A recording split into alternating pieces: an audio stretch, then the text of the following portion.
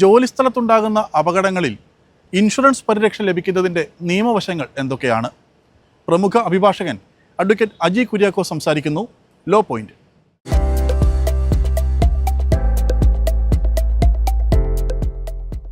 സാറേ, നമ്മുടെ ഒരു സുഹൃത്ത് പറഞ്ഞൊരു വിഷയമാണ്. അതായത് ജോലി കൺസ്ട്രക്ഷൻ റിലേറ്റഡ് ആയിട്ടുള്ള എന്തോ ഒരു സൈറ്റിലാണ് ജോലി ചെയ്തുകൊണ്ടിരുന്നത്. അപ്പോൾ അവിടെ വെച്ചൊരു അപകടം ഉണ്ടായി.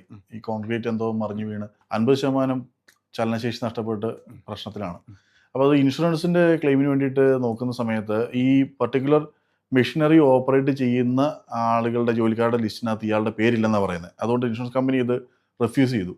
എന്താ അതിൻ്റെ ഒരു നിയമവശം? ഇതിനകത്ത് സാധാരണ ഞാൻ പറയുമ്പോൾ ചിലപ്പോൾ ഇൻഷുറൻസ് കമ്പനിക്കാർക്ക് കേൾക്കുമ്പോൾ വിഷമമുണ്ടാവും. എങ്ങനെ നമുക്ക് ഇൻഷുറൻസ് ക്ലെയിം റിജക്റ്റ് ചെയ്യാം എന്നുള്ളതാണ് ഇൻഷുറൻസ് കമ്പനി ആദ്യമായിട്ട് നോക്കുന്നത്. അവരെ കംപ്ലയിൻസ് ടീം ആദ്യം നോക്കുന്നത് ഇത് നോക്കിക്കഴിഞ്ഞാൽ പ്രീ എക്സിസ്റ്റിംഗ് ഡിസീസ്. അപ്പോൾ നമുക്കിപ്പോൾ ഒരു ഇൻഷുറൻസ് എടുത്തു കഴിഞ്ഞാൽ ഹെൽത്തിൻ്റെ കാര്യം പറയുകയാണെങ്കിൽ ഇൻഷുറൻസ് എടുത്തു കഴിഞ്ഞാൽ അവർ PED ഉള്ളതുകൊണ്ട് റിജക്റ്റ് ചെയ്തു. PED എന്ന് പറഞ്ഞാൽ ഇപ്പോൾ അറ്റാക്ക് വരുന്നതിന് ഇതിനുള്ളിൽ നമ്മുടെ ഹൃദയത്തിൻ്റെ ഉള്ളിൽ എന്താ പ്രശ്നം എന്ന് പറയാൻ പറ്റില്ലല്ലോ. അപ്പോൾ ആ സാധനം ചിലപ്പോൾ കോയിലുകളൊക്കെ മുമ്പേ ബ്ലോക്ക് ആയിട്ടുണ്ടാവും, ഇതൊന്നും നമുക്കറിയില്ല. അപ്പോൾ എന്തെങ്കിലും ഒരു കാരണം പറഞ്ഞ് റിജക്റ്റ് ചെയ്യുക എന്നുള്ളതാണ്. അതിൻ്റെ ആ സാങ്കേതികത്വം എവിടെ നിന്ന് വരുന്നതെന്ന് വെച്ച് കഴിഞ്ഞാൽ ഇപ്പോൾ വാഹനം ഇൻഷുർ ചെയ്യുമ്പോൾ ഡ്രൈവർ പ്ലസ് പാസഞ്ചർ, അതാണ് comprehensive. Vehicle driver plus passenger, അതാണ് കോംപ്രിഹെൻസീവ് അല്ലെങ്കിൽ നമ്മൾ ഫുൾ കവർ ഇൻഷുറൻസ് എന്നൊക്കെ പറയുന്ന സാധനം.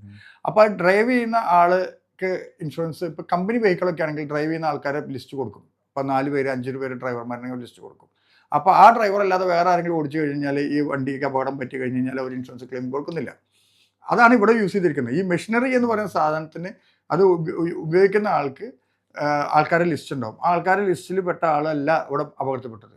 ഈ മെഷീനറി ഉപയോഗിക്കുന്ന ആളെ അപകടത്തിൽപ്പെടണം നിർബന്ധമില്ല. അത് ആ മെഷീനറി കൊണ്ട് വേറെ ആർക്കെങ്കിലും അപകടം ഉണ്ടാവുന്നു, അവർക്ക് കൊടുക്കില്ല എന്ന് പറയുന്നത് ശരിയാവുന്നത്. അപ്പോൾ 100% ഈ പറയുന്നത് ആ ഒരു ക്ലെയിം അങ്ങനെയാണെങ്കിൽ അത് തെറ്റാണ്.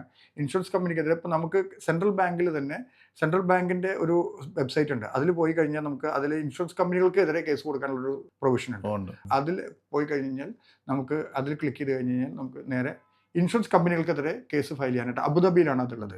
അബുദാബി ഒരു കംപ്ലയിൻറ്റ് സെല്ലുണ്ട്, ഒംബുഡ്സ്മാൻ ഉണ്ട്.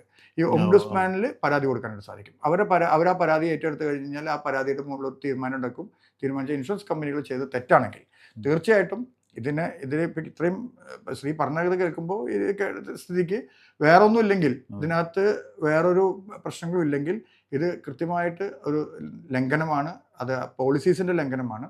ഇൻഷുറൻസ് കമ്പനി പൈസ കൊടുത്തേ പറ്റുള്ളൂ. അത് അങ്ങനെയുള്ള കാര്യങ്ങൾ ഇപ്പോൾ വളരെ വർദ്ധിച്ചു വരുന്നതുകൊണ്ടാണ് ഇപ്പോൾ ഈ UAE സെൻട്രൽ ബാങ്കിൻ്റെ വെബ്സൈറ്റ് വഴി നമുക്ക് പോയിട്ട് ഈ പരാതി കൊടുക്കാനുള്ള അവസരം. ഒംബുഡ്സ്മാൻ ഉണ്ട്, ഓരോന്നിനും ഓരോ ഒംബുഡ്സ്മാൻ ഉണ്ട്. സെൻട്രൽ ബാങ്കിൻ്റെ വെബ്സൈറ്റിലൂടെയാണ് അത് കയറാന്ന് മാത്രമേ ഉള്ളൂ. അപ്പോൾ അതിൽ കഴിഞ്ഞാൽ നമുക്ക് കാണാൻ പറ്റും, അവിടെ ഓരോ സെക്ഷൻ ഉണ്ട് ഇൻഷുറൻസ് കമ്പനിക്കെതിരെ പരാതി കൊടുക്കാൻ.